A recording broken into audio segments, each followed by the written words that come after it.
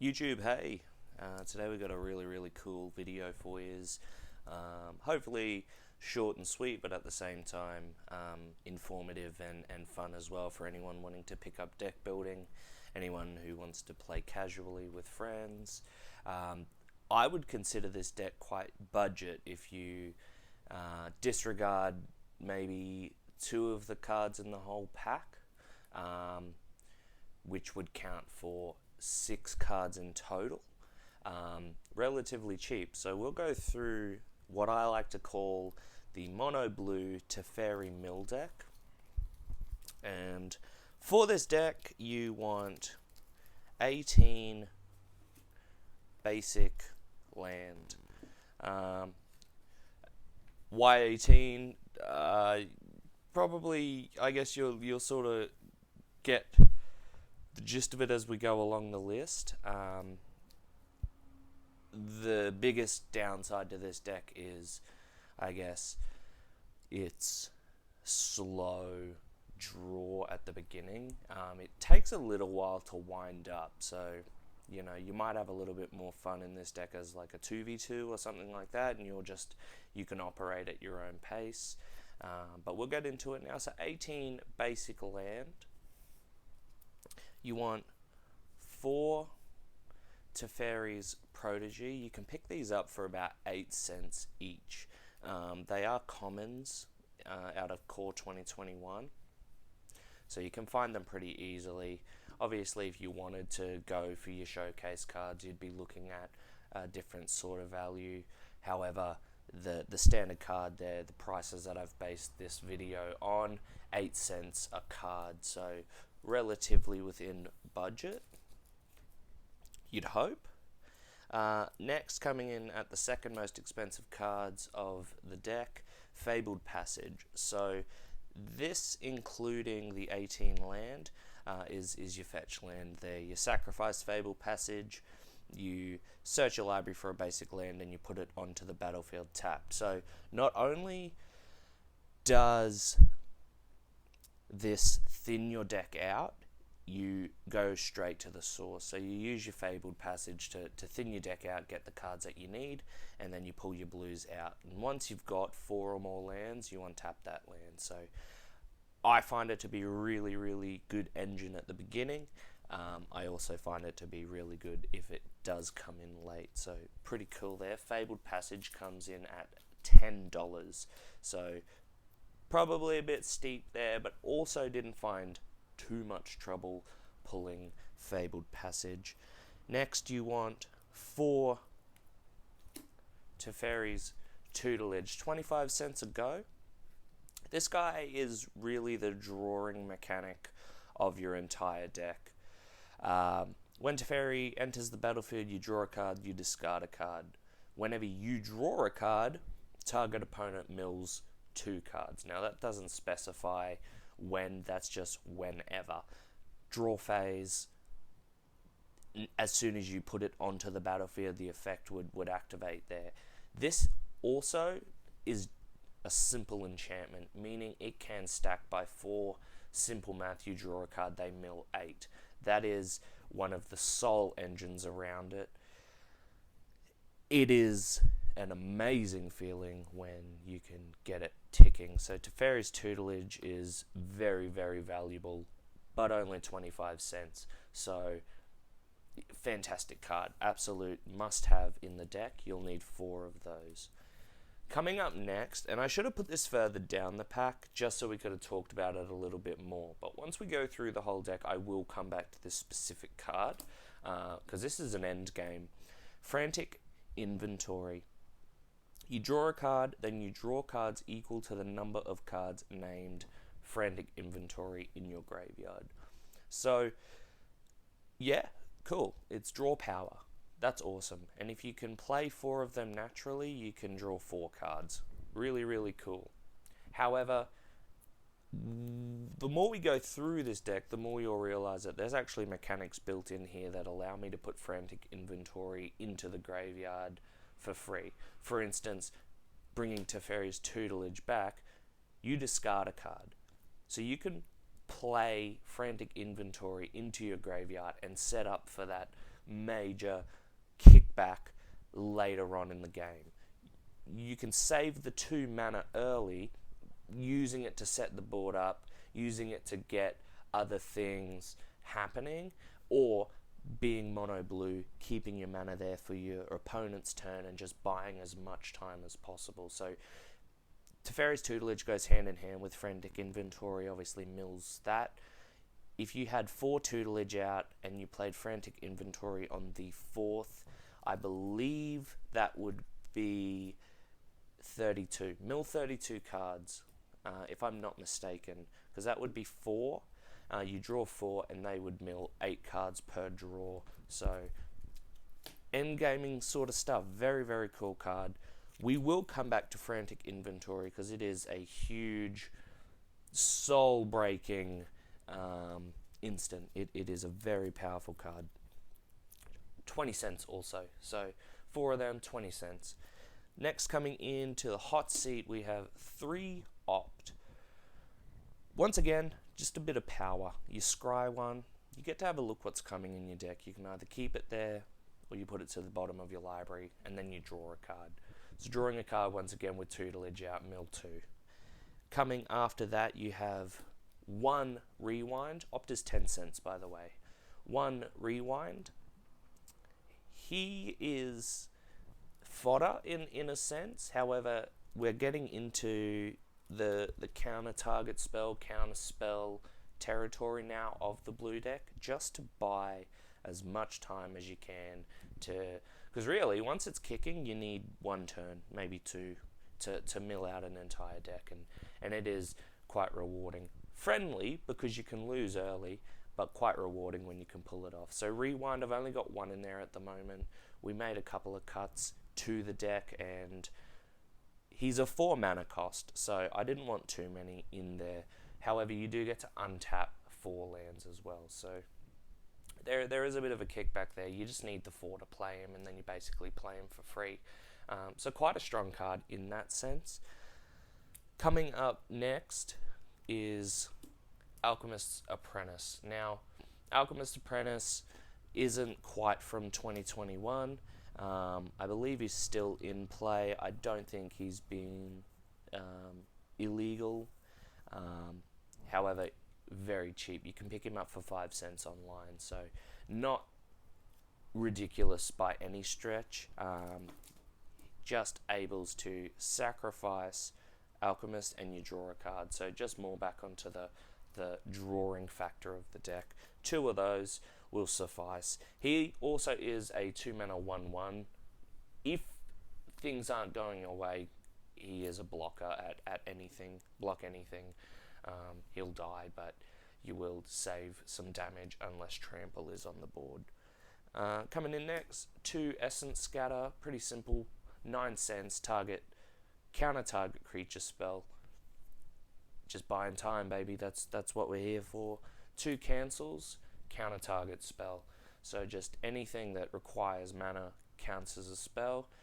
Stop it from happening.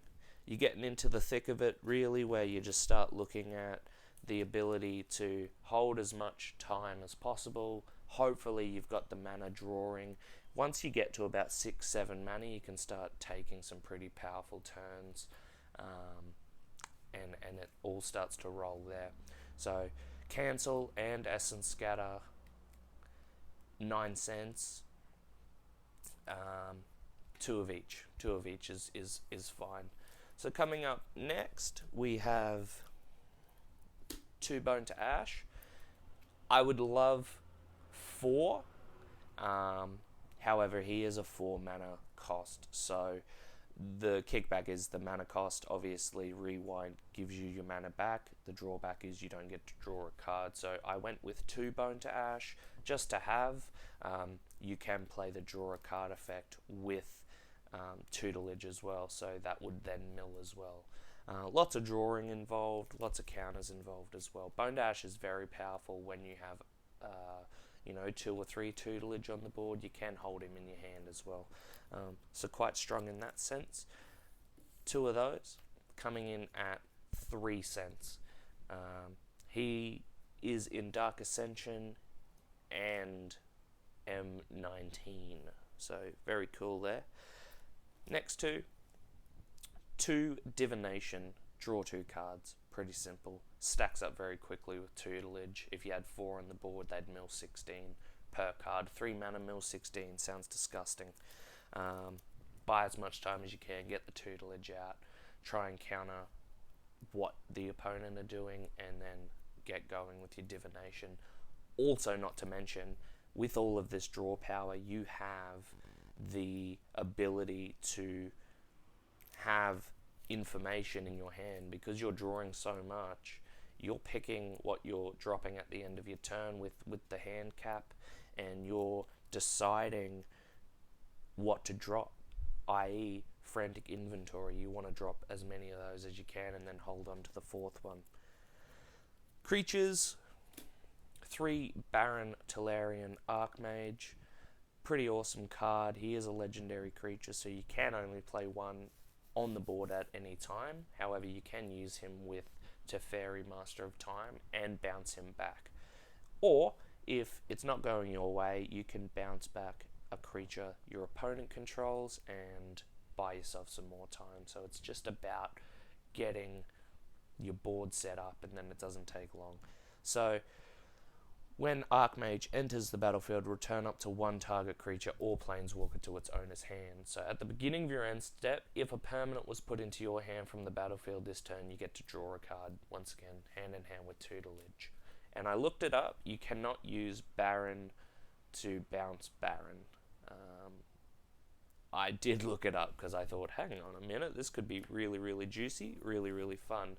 Baron, 40 cents. So, you know, we're not breaking the bank at the moment. Fabled Passage at $10 is where your value is, but everything else, 5, 9 cents, 20 cents. And Fabled Passage by no means is a must-have. It's just a preference on my end. Next to Jeskai Elder, 10 cents a pop. Has prowess, so whenever you cast a non-creature spell, this creature gets 1/1 until the end of turn. Whenever Jeskai deals combat damage to a player, you may draw a card. If you do, discard a card. Once again, that mechanic kicking in, you get to pick what you put in your graveyard. Frantic Inventory, if you have it. You also get to draw a card as well. Mill 2 per draw. Mill 8 if we have it set up. And that's all the tea for Jeskai Elder. Just a 2 mana 1/2. It's just a body to have on the board if you can, or if they've got a slow draw through land, you can draw a couple of extra cards with a couple of little pokes. A lot of people won't block 1 damage early because they just sort of look at it. Blue, you're not ramping to a position where you can, you know, hit them for 15 in 1 turn. It's very much more the other end of that, and from all the times I've played blue, it is that mill mechanic. So Jeskai Elder at the beginning, they don't really see too big of a threat, at least what I've noticed from Jeskai. So 2 of her. Reason why I don't have more is you've got to get the spells in there.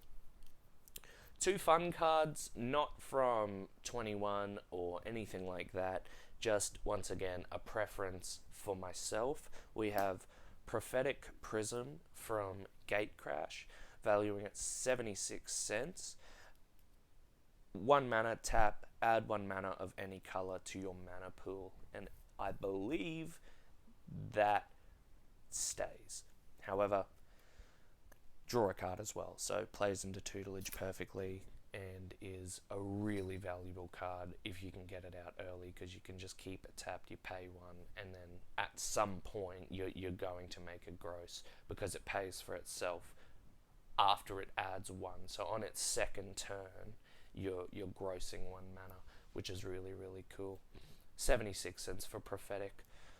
Tormod's Crypt, 25 cents. Core set 13, I believe.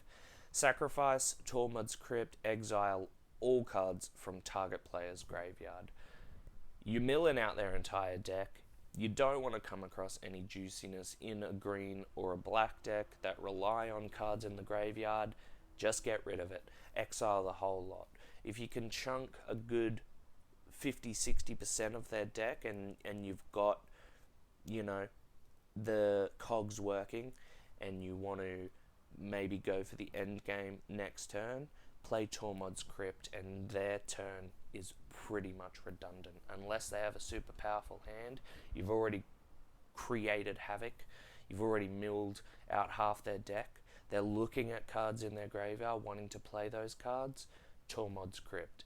Either they're going to use resources to get this away. I believe, however, you can sacrifice. I'm not too sure. If it's not an instant, you may not be able to play it on your own turn. Or on their turn, my bad. So, a lot of power in there. It's either push their hand to get it away, or run the risk of keeping it there and just creating that other end of destruction.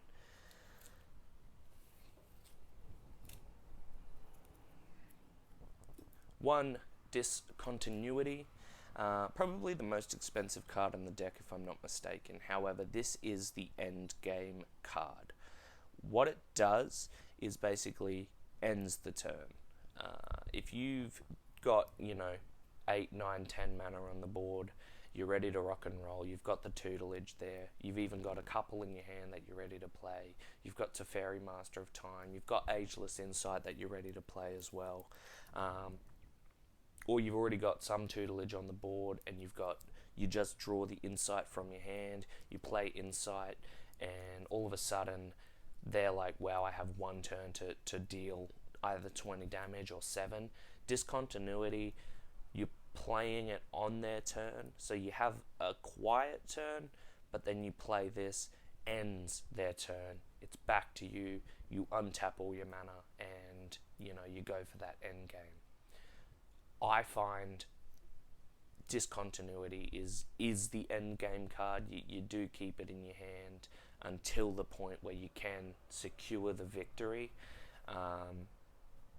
Amazing card. Absolutely fantastic. You could also be pretty tricky with it as well. See what they're doing.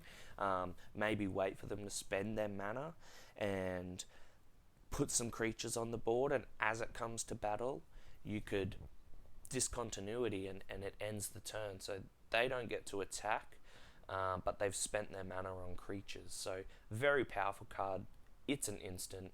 It is 6 mana, but I think it pays dividend and it puts you in a position where you're a turn ahead.